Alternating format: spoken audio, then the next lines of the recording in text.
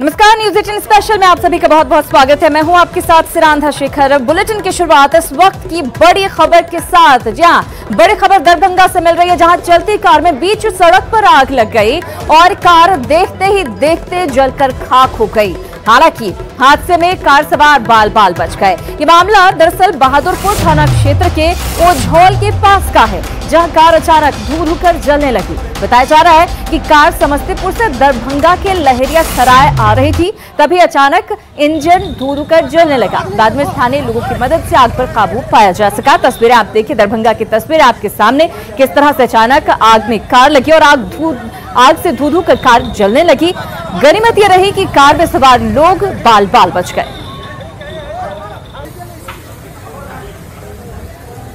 विपिन हमारे साथ जुड़ गए हैं ज्यादा जानकारी के साथ। विपिन, जानना चाहूंगी आखिर क्यों आग लगी, इसका पता चल पाया है?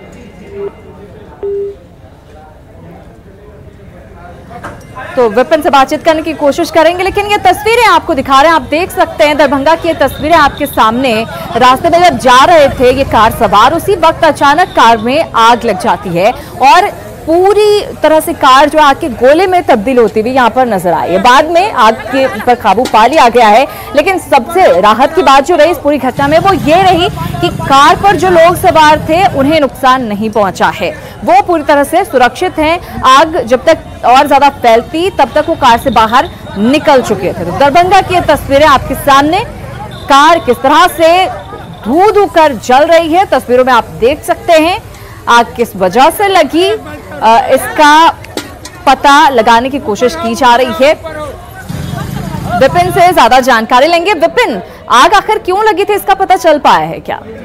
जी तिरंदा, ये समस्तीपुर से दरभंगा आ रही थी। दरभंगा शहर से कुछ ही दूरी पर ओझौल गांव है, उसी के आसपास जो है शॉर्ट सर्किट होने से जो गाड़ी का बोनेट है, इंजन के आगे से ये धुआं निकलना शुरू हुआ। जब चालक ने धुआं देखा तो उसी समय गाड़ी रोक के नीचे उतर गए। नीचे उतरते ही ये आग जो है बढ़ता चला गया और ये धीरे धीरे पूरे अपने कार को चपेट में ले लिया। ये कहे तो एक शॉर्ट सर्किट के वजह से ही आग लगा, लेकिन कार सवार लोग बाल बाल बच गए। जी बिल्कुल, निश्चित रूप से यही अच्छी बात रही इस पूरी घटना में कि लोगों को नुकसान नहीं पहुंचा। विपिन, बहुत धन्यवाद इस जानकारी के लिए। लेकिन तस्वीरें बयां कर रही है कि ये कितना खतरनाक हो सकता था, ये बड़ा हादसा भी हो सकता था। लेकिन राहत की बात यही कि जो कार सवार थे लोग वो पहले ही उतर गए जब तक आग पूरी कार को अपनी चपेट में ले थे। तो आग की ये तस्वीरें आपने देखी और सबसे अच्छी बात यह रही कि लोगों को नुकसान इसमें नहीं पहुंचा। अगली खबर की ओर रुख करेंगे। बड़ी खबर अगली जो है छपरा से आ रही है, जहां के दरियापुर में रेल पहिया कारखाने में विस्फोट हुआ है। बड़ी खबर आपको दे रहे हैं, विस्फोट के कारण इस दौरान काफी देर तक इलाके में अफरा तफरी मची रही। घटना में 2 कर्मचारियों के जख्मी होने की खबर है। आपको हम तस्वीरें भी दिखाते हैं किस तरह से फैक्ट्री में धुआं उठ रहा है। देख सकते हैं धुएं का गुबार साफ साफ यहाँ पर नजर आ रहा है। कर्मचारी भागते हुए नजर आ रहे हैं। फिलहाल विस्फोट के कारणों का खुलासा तस्वीरें आपके सामने आप देख सकते हैं। घटना से पूरे इलाके में अफरा तफरी मची रही। विस्फोट आखिर क्यों हुआ, इसका पता अभी नहीं चल सका है।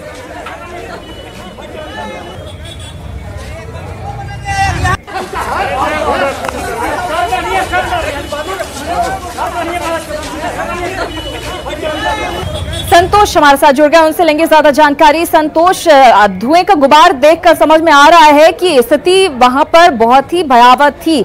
आखिर ऐसी स्थिति कैसे बन गई? देखिए, अभी तक कोई आधिकारिक बयान सामने नहीं आया। जैसा कि कर्मचारियों से बात हुई है, उन लोगों का कहना है कि अचानक विस्फोट हुआ। विस्फोट के साथ ही विस्फोट इतना जबरदस्त था कि वहां पे जो शीशे लगे हुए थे वो टूट गए। इस विस्फोट में 2 कर्मचारियों के जख्मी होने की खबर है, जो कि वहां स्थित अस्पताल में उनका इलाज चल रहा है। हालांकि कोई भी अधिकारी अभी जो रेल पहिया कारखाना है उसे कोई भी अधिकारी उसका आधिकारिक बयान नहीं दे रहा है और किसी भी मीडिया को अंदर भी नहीं जाने दिया जा रहा है। हालांकि फायर ब्रिगेड की गाड़ियां वहां पहुंच गई है। आग भी लग गया तो वहां कैंटीन समेत कई जगहों पर आग लगने की भी खबर है। तो तत्काल अभी वहां पे फायर ब्रिगेड की टीम पहुंच गई है, वहां पे राहत बचाव कार्य शुरू कर दिया गया है। लेकिन किन कारणों से आग लगी, क्यों इतना बड़ा धमाका हुआ, क्यों ये धुआं निकला, इस बारे में कोई आधिकारिक क्या यहाँ पर काम चल रहा था, और अगर हाँ तो कितने लोग यहाँ पर थे या फिर ये बंद था, कुछ कर्मचारी थे सिर्फ? नहीं, बिल्कुल। रेल पहिया कारखाना जो है बिहार का एक बड़ा फैक्ट्री है, जहाँ रेल पहिया यहाँ से बन करके पूरे देश में जाता है, और ये एक बड़ा कारखाना बिहार के लिए माना जाता है। आप देख सकते हैं जिस वक्त ये धमाका हुआ वहाँ से बड़ी संख्या में कर्मचारी निकल रहे हैं। मेरे पास विजुअल्स भी है, चूंकि ये विजुअल कुछ वहाँ के कर्मचारियों ने उपलब्ध कराए हैं मुझे, तो ये विजुअल में साफ तौर पर देखा जा सकता है कि जो कर्मचारी वहाँ से बेतहाशा भाग रहे हैं निकल कर जिस वक्त धमाका हुआ। पहली तस्वीर हमारे पास आई है, विजुअल जो हम दर्शकों को दिखा रहे हैं, और इस धमाके में देख सकते हैं कि धमाके के बाद की पहली तस्वीर किस तरह से अफरा तफरी वहाँ मची है। सारे लोग बिल्कुल अफरा तफरी का माहौल हो गया, बड़ी संख्या में अंदर लोग थे, लेकिन लोग अपनी जान बचाने में कामयाब रहे, और हालांकि कुछ लोगों को नुकसान जरूर पहुंचा है। आधिकारिक जानकारी अभी तक कोई भी देने को तैयार नहीं है फैक्ट्री के भीतर से। बहुत धन्यवाद संतोष इस जानकारी के लिए। अगली खबर की ओर रुख करेंगे। सीवान से खबर, जहां अपराधियों ने दिन दहाड़े गिट्टी छड़ व्यवसायी को गोली मार दी है। घटना पचरुखी के भवानी मोड़ की बताई जा रही है। घायल हालत में व्यवसायी नागेंद्र सिंह को स्थानीय अस्पताल में भर्ती कराया गया, जिसे सीवान सदर अस्पताल रेफर कर दिया गया। दिन दहाड़े गोलीबारी की घटना से पूरे इलाके में दहशत है, और फिलहाल पुलिस मामले की छानबीन में जुटी हुई है। पैसों से कुछ लेकर वालों ना पैसा हमको मारने के लिए आया था। पैसा कौन गोली लगा? कितना गोली लगा? एक तो गोली मारा, मार रहा था। तो सीवान में अपराधियों के हौसले बुलंद हैं और व्यवसायियों को वो निशाना बना रहे हैं। उधर औरंगाबाद में दर्दनाक सड़क हादसे में 3 युवकों की मौत हो गई। घटना मदनपुर थाना क्षेत्र के मिठैया मोड़ के पास की है, जहां तेज रफ्तार बाइक अनियंत्रित होकर खड़े ट्रक में जा घुसी। हादसे में मौके पर ही 3 युवकों की मौत हो गई। वहीं एक अन्य हादसे में ऑटो पलटने से 4 लोग जख्मी हो गए, जिसमें 2 की हालत गंभीर बताई जा रही है। सभी घायलों को इलाज के लिए अस्पताल में भर्ती करवाया गया है।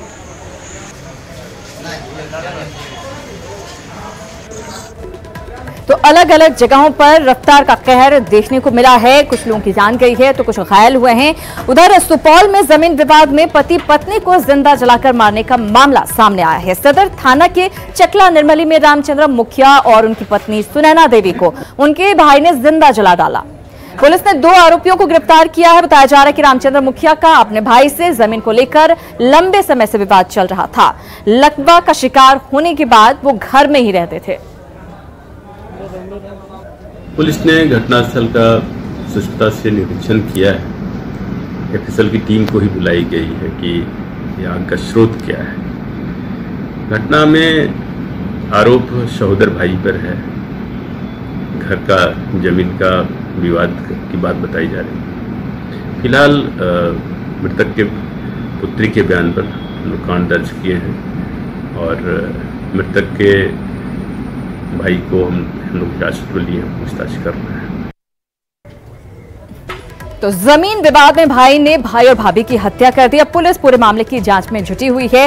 और अब बात कर लेते हैं बुलेटिन में आज से बदल रहे नियम कायदों की। जी हां, इसे जानना बेहद जरूरी है। जानते हैं आखिर कौन कौन से ऐसे नियम हैं जो आज से बदल गए हैं। तो हम आपको बता दें कि आज से बैंकिंग, कंपनी खोलने और पीएफ अकाउंट से पैसा निकालने के नियमों में बदलाव होने वाला है। इसका असर आपकी जेब पर भी पड़ेगा। इसमें एटीएम से कैश निकालने और अकाउंट में मिनिमम बैलेंस मेंटेन करने को लेकर नियम शामिल है। हम आपको ऐसे बदलावों के बारे में बता रहे हैं जो आप पर असर डालेंगे। आज से ईपीएफओ अकाउंट से पैसा निकालना नहीं होगा आसान। कर्मचारी भविष्य निधि संगठन ने ईपीएफ अकाउंट होल्डर्स को अपने अकाउंट से एक तय रकम निकालने की छूट दी थी। इसकी डेडलाइन 30 जून को खत्म हो गई। ऐसे में आज से आप पीएफ एडवांस क्लेम नहीं कर सकेंगे। आज से सबका विश्वास योजना का लाभ नहीं मिलेगा। सर्विस टैक्स और केंद्रीय उत्पाद शुल्क से जुड़े पुराने लंबित विवादित मामलों के समाधान के लिए पेश की गई सबका विश्वास योजना का भुगतान की डेडलाइन 30 जून को खत्म हो गई है। आज से इस स्कीम का कोई भी लाभ नहीं ले पाएगा। सरकार ने स्पष्ट कर दिया है कि 30 जून के बाद वो इस स्कीम की डेडलाइन नहीं बढ़ाएगी। पीएनबी सेविंग अकाउंट पर ब्याज कम मिलेगा। पंजाब नेशनल बैंक ने सेविंग अकाउंट पर मिलने वाले ब्याज दर में 0.50% की कटौती की है। ये कटौती आज से लागू होगी। इसके बाद बैंक के बचत खाते पर अधिकतम 3.25% का सालाना ब्याज मिलेगा। पीएनबी के बचत खाते में 50 लाख रुपए तक के बैलेंस पर 3% सालाना और 50 लाख से ज्यादा के बैलेंस पर 3.25% सालाना की ब्याज दर के हिसाब से ब्याज मिलेगा। आज से नई कंपनी खोलना आसान होगा, क्योंकि अब घर बैठे सिर्फ आधार के जरिए कंपनी का रजिस्ट्रेशन कराया जा सकेगा। सरकार ने सेल्फ डिक्लेरेशन के आधार पर कंपनी के ऑनलाइन रजिस्ट्रेशन के लिए नए दिशा निर्देश जारी कर दिए हैं। अभी कंपनी का रजिस्ट्रेशन कराने के लिए कई तरह के दस्तावेज जमा करने पड़ते हैं। नए नियमों के मुताबिक कंपनी शुरू करने के लिए डॉक्यूमेंट्स अपलोड करने की जरूरत को खत्म कर दिया गया है। हम आपको बता दें, एटीएम से कैश निकालने का नियम भी बदल जाएगा। लॉकडाउन और कोरोना के कारण लोगों को एटीएम से कैश निकालने के नियम में जो राहत दी गई थी वो आज से नहीं मिलेगी। सरकार ने एटीएम से कैश विड्रॉल करने के लिए सभी ट्रांजैक्शन चार्जेस हटा लिए थे। सरकार ने 3 महीनों के लिए एटीएम ट्रांजैक्शन फीस हटाकर लोगों को कोरोना संकट के बीच बड़ी राहत दी थी। ये छूट सिर्फ 3 महीने के लिए दी गई थी, जो कि 30 जून 2020 को यानी कि कल खत्म हो गई। औसत न्यूनतम बैलेंस अब मेंटेन करना होगा। कोरोना काल में वित्त मंत्री निर्मला सीतारमण ने ऐलान किया था कि किसी भी बैंक में सेविंग अकाउंट में औसत न्यूनतम बैलेंस यानी कि मिनिमम बैलेंस की अनिवार्यता नहीं होगी इस पीरियड में। यह आदेश अप्रैल से जून महीने तक के लिए था। ऐसे में खाते में मिनिमम बैलेंस ना होने पर भी लोगों को किसी तरह का जुर्माना नहीं चुकाना था, लेकिन अब आज से आपको अपने खाते में मिनिमम बैलेंस रखना होगा। तो यानी कि आज से ये कई सारे बदलाव हैं और इसका असर साफ साफ आपकी जेब पर पड़ने वाला है, क्योंकि कोरोना काल में जो बदलाव किए गए थे वो सिर्फ कल तक के लिए थे, यानी कि 30 जून तक के लिए थे। इधर कोरोना मरीजों की बढ़ती संख्या के बावजूद अस्पतालों में ओपीडी सेवा जारी है और बड़ी संख्या में मरीज यहां पर पहुंच भी रहे हैं। पटना के लोकनायक जयप्रकाश नारायण अस्पताल में भी ओपीडी में रोज लगभग 200 मरीजों का रजिस्ट्रेशन हो रहा है और डॉक्टर कोरोना योद्धा की भूमिका अदा करने में लगे हैं। लोकनायक जयप्रकाश नारायण अस्पताल का जायजा लिया हमारे संवाददाता रजनीश कुमार ने।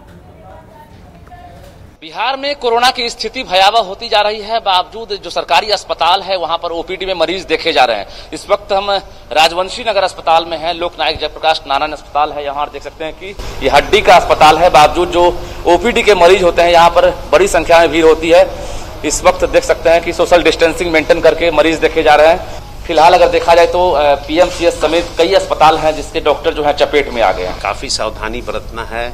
हम लोग को किसी भी चीज से फाइट करना है तो एक प्रिंसिपल को अपनाना है।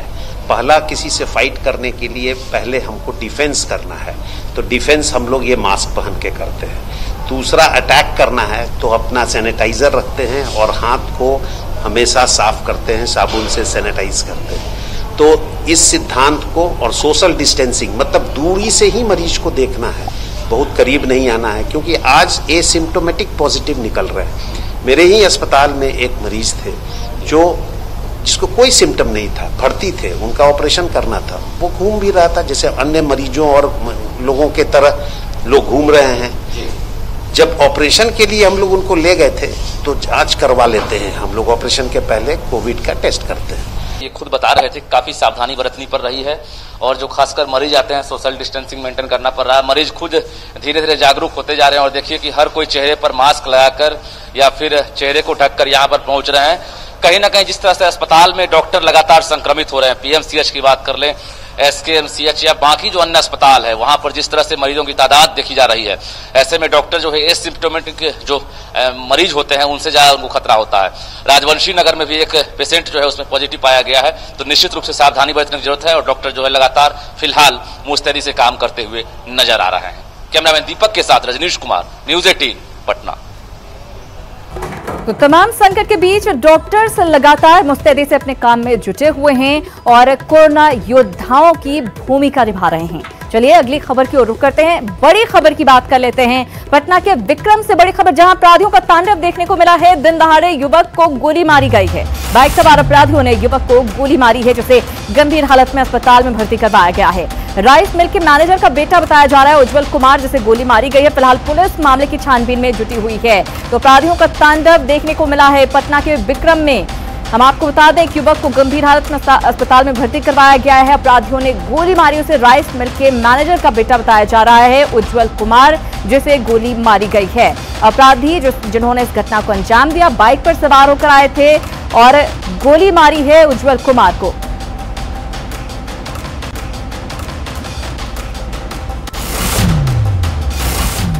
तो कोरोना काल में अपराधी इस तरह की घटनाओं को अंजाम देने से बाज नहीं आ रहे हैं। उधर झारखंड में क्वारंटीन सेंटर में रह रहे मरीजों के साथ साथ अब कोरोना वॉरियर्स भी आयुष काढ़ा पी रहे हैं। आयुष निदेशालय के निर्देश के मुताबिक झारखंड के तमाम क्वारंटीन सेंटर्स पर यह काढ़ा बनने लगा है। झारखंड में अब कोरोना वॉरियर हो या मरीज, कोरोना को मात देने के लिए पिएंगे आयुर्वेदिक आयुष काढ़ा। आयुष निदेशालय के निदेशक की माने तो इलायची, सूंठ और अन्य आयुर्वेदिक औषधियों से बना ये काढ़ा शरीर का प्रतिरोधक शक्ति इतना बढ़ा देगा कि कोरोना के वायरस चाहकर भी हमारे कोरोना योद्धाओं का कुछ नहीं बिगाड़ सकेगी। फ्रूटफुल इस मामले में है कि गवर्नमेंट ऑफ इंडिया के आयुष मिनिस्ट्री ऑफ आयुष के द्वारा जो रिकमेंडेशन आया है काढ़ा बांटने के लिए, खासकर क्वारंटाइन सेंटर में जो लोग वहाँ पर रह करके स्वास्थ्य लाभ कर रहे हैं उनके बीच में बांटा गया है।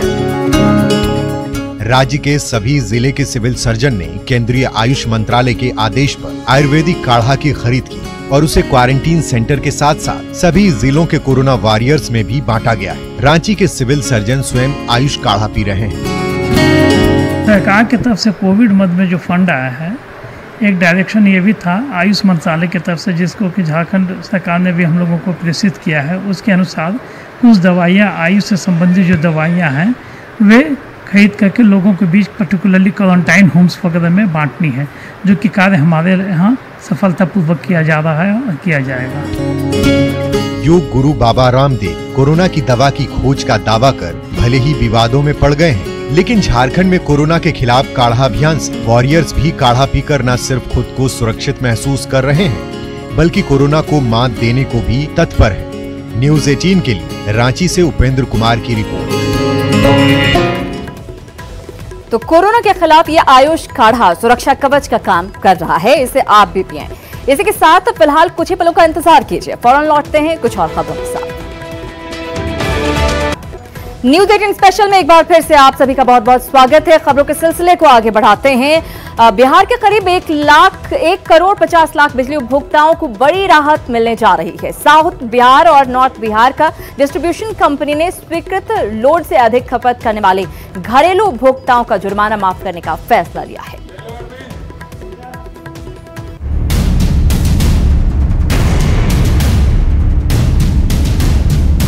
विधानसभा चुनाव के पहले बिजली कंपनियों ने बिहार के घरेलू उपभोक्ताओं को बड़ी राहत देने का फैसला किया है।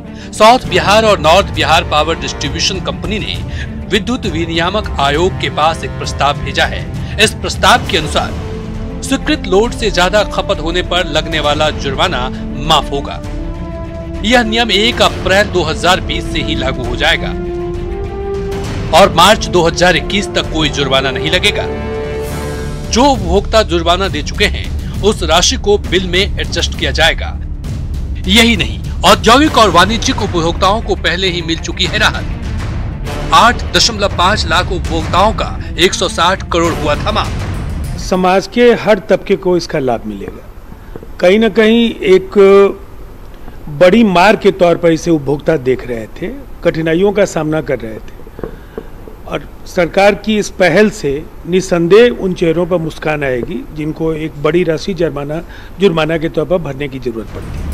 बिजली कंपनी के इस प्रस्ताव को सरकार की तरफ से उपभोक्ताओं को चुनावी सौगात माना जा रहा है। चुनाव से ठीक पहले दिए गए इस राहत पर विपक्षी पार्टियां सवाल खड़े कर रही है। बिजली की दरें तो ऑलरेडी अब बढ़ाए हुए हैं, अब चूंकि 1-2 महीने में चुनावी प्रक्रिया आरंभ होगी तो इस तरह की बातें की जा रही है। मैं समझता हूँ आम जनता पर इन चीजों का कोई असर नहीं पड़ने वाला है। ये चुनावी लॉलीपॉप के अलावा कुछ नहीं है। इससे बिहार की जनता इनसे खुश होने वाली नहीं है। चुनावी साल में की गई इस घोषणा पर विपक्ष भले सवाल खड़े करे, पर इतना तय है कि बिजली कंपनी के इस प्रस्ताव से उपभोक्ताओं को बड़ी राहत मिलने वाली है।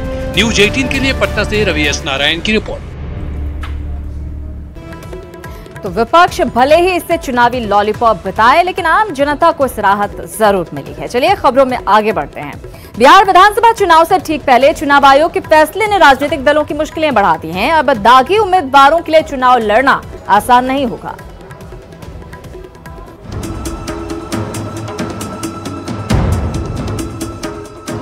अब दागी नेताओं को टिकट देने पर तमाम पार्टियों को अब बताना होगा कि आखिर ऐसे नेताओं को उन्होंने टिकट क्यों दिया और इसकी जानकारी भी समाचार पत्र के माध्यम से देनी होगी।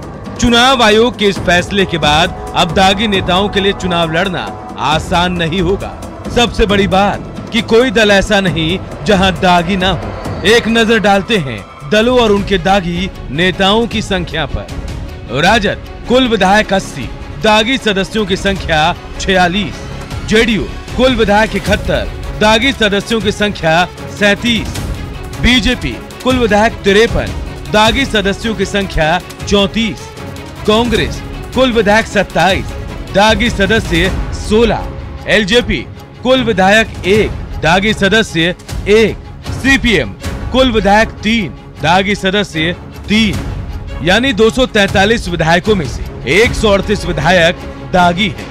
एडीआर के मुताबिक अब राजनीतिक दल इन दागियों को टिकट देने से पहले कई बार सोचेंगे।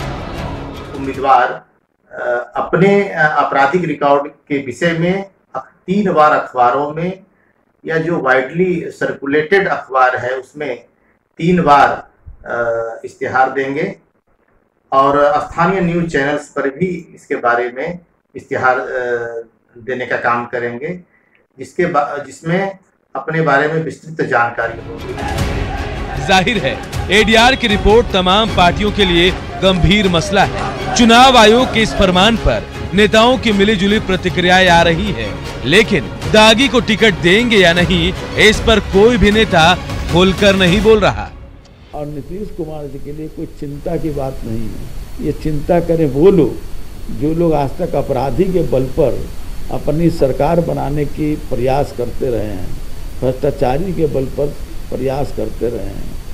तो चुनाव आयोग ने एक अच्छा संदेश दिया, हम उसका समर्थन करते हैं। तैयार होना, दागी होना है कि क्या अलग अलग चीज़ें जो हैं तो वो सारी चीज़ें क्लियर होगी जब इलेक्शन कमीशन इसको क्लियरली डिफाइन करेगा। लेकिन मेरा मानना है कि भारतीय जनता पार्टी ऐसे पूरे विषय के लिए बहुत ही स्वागत करती है और इस तरह के कोई भी पहल होगा तो उसमें हम लोग बहुत सहयोग करेंगे। चुनाव आयोग का दोहरा चरित्र नहीं चल सकता है। क्या बिहार में सबसे ज्यादा दागी हैं, सबसे ज्यादा अपराधी हैं?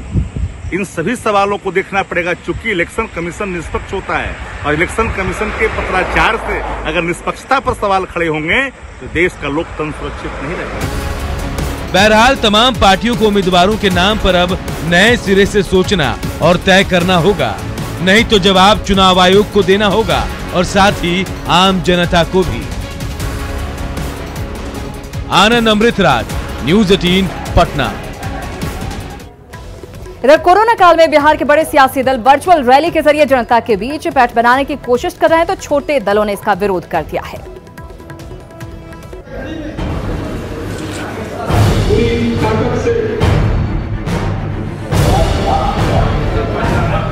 कोरोना काल में बिहार में विधानसभा चुनाव का रंग बदला बदला दिख रहा है। राजनीतिक दलों ने कोरोना से बचने के लिए चुनाव प्रचार का तौर तरीका बदल दिया है। सीएम नीतीश कुमार से लेकर जेडीयू के कई नेता पार्टी कार्यकर्ताओं के साथ डिजिटल प्लेटफॉर्म पर बैठकें कर रहे हैं, तो कार्यकर्ताओं और जनता के बीच पैठ बढ़ाने के लिए बीजेपी ने वर्चुअल रैली का रास्ता निकाल लिया है। तो सोशल डिस्टेंसिंग को बरकरार रखते हुए अगर वर्चुअल तरीके से अगर लोगों के बीच अपनी बातें रखते हैं तो इसमें कौन सा हर्ज है? इसमें कोई खर्च नहीं है, इसमें कोई बहुत बड़ा जो है से फंड की जरूरत नहीं होती है। हालांकि आरजेडी, हम, रालोसपा, वीआईपी और जाप जैसे राजनीतिक दल इसके खिलाफ नजर आ रहे हैं। इन दलों का कहना है इनके पास ना तो इतने संसाधन है और ना ही ये तरीका जायज है।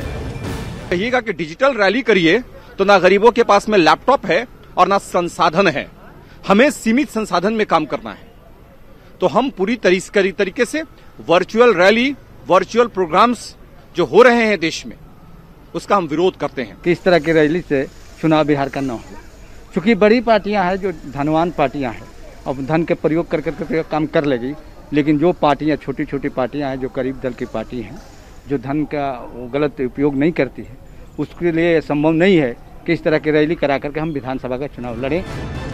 वर्चुअल रैली और सोशल मीडिया का विरोध भले ही बिहार की कुछ सियासी पार्टियां कर रही हो, लेकिन कोरोना के बढ़ते असर ने साफ कर दिया है कि आने वाले चुनाव में इसकी भूमिका बड़ी होने वाली है। रवीश नारायण, न्यूज़ 18 पटना। और इसी के साथ न्यूज़ 18 स्पेशल में फिलहाल इतना ही, लेकिन न्यूज़ 18 बिहार झारखंड पर खबरों का सिलसिला लगातार जारी है।